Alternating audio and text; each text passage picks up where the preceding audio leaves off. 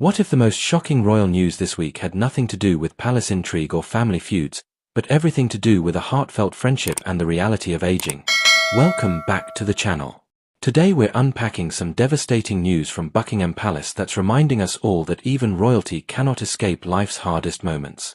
Queen Camilla has released a deeply personal tribute following the unexpected death of her close friend, Dame Jilly Cooper, the beloved British author who passed away at age 88 after a fall.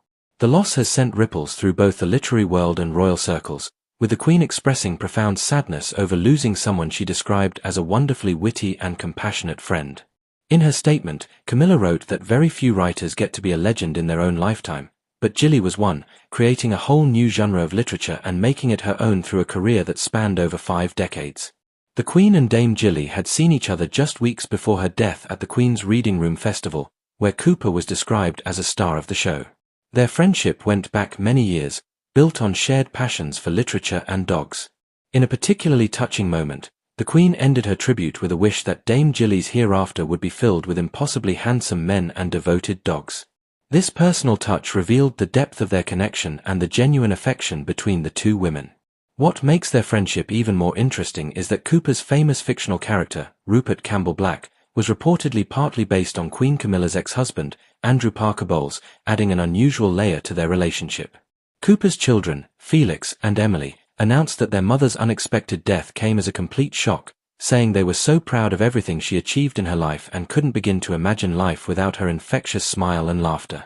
Dame Jilly Cooper was not just any author.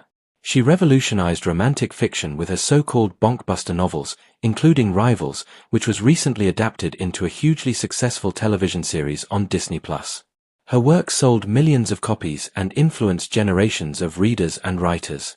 She was made a Dame Commander of the Order of the British Empire in 2024 for her services to literature and charity. This sad news comes at a time when the royal family has been grappling with serious health concerns across multiple generations. King Charles has been dealing with an undisclosed form of cancer since it was discovered in February 2024 during treatment for an enlarged prostate. While Buckingham Palace has maintained that the cancer is not prostate cancer, they have not revealed what type it is. The King's health journey has been closely watched by the public, particularly given his age and the demands of his role as monarch. During a recent visit to Midland Metropolitan University Hospital, when a patient told the King she was wearing out, Charles responded by saying that's the terrible thing he's discovering, that bits don't work so well when you get past 70. This candid moment offered a rare glimpse into the King's personal experience with aging and illness. It humanized him in a way that royal protocol rarely allows, showing that even monarchs face the same physical challenges as everyone else as they grow older. The King has offered rare updates on his health during public engagements, telling cancer survivors during a visit to Newmarket that he feels a lot better as he continues treatment.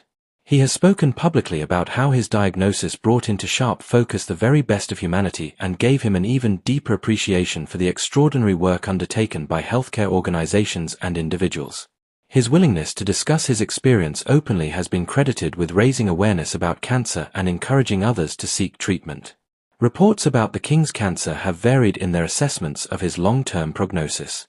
Some sources have suggested his cancer is manageable rather than curable, describing it as a condition he may live with rather than die from.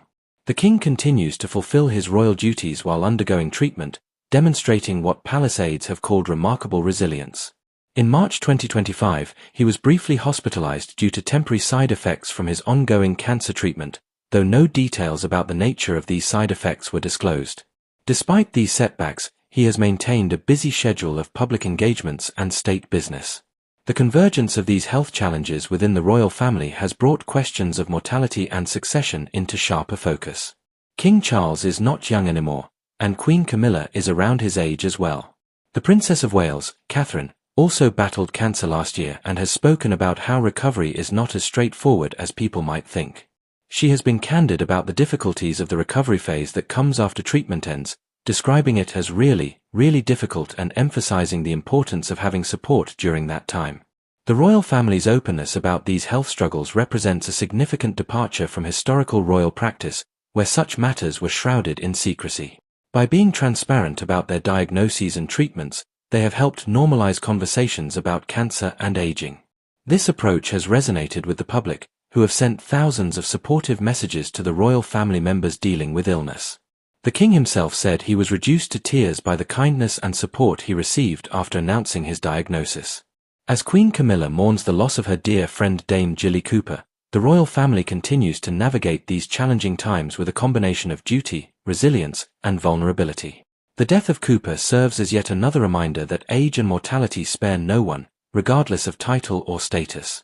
For Camilla, who has stood by her husband through his health battles while maintaining her own busy schedule of engagements, this personal loss adds another layer of emotional weight to an already difficult period. The coming months will be crucial for both the king's health and the monarchy's future. While Charles continues his treatment and works to maintain his royal duties, questions about succession planning and the long-term stability of the institution remain ever present. The friendship between Queen Camilla and Dame Jilly Cooper, built over decades and rooted in genuine affection, reminds us that behind the crowns and protocols are real people experiencing real losses. As we reflect on this sad news, what are your thoughts on how the royal family has handled these health challenges? Do you think their openness has been beneficial, or should royal health matters remain private?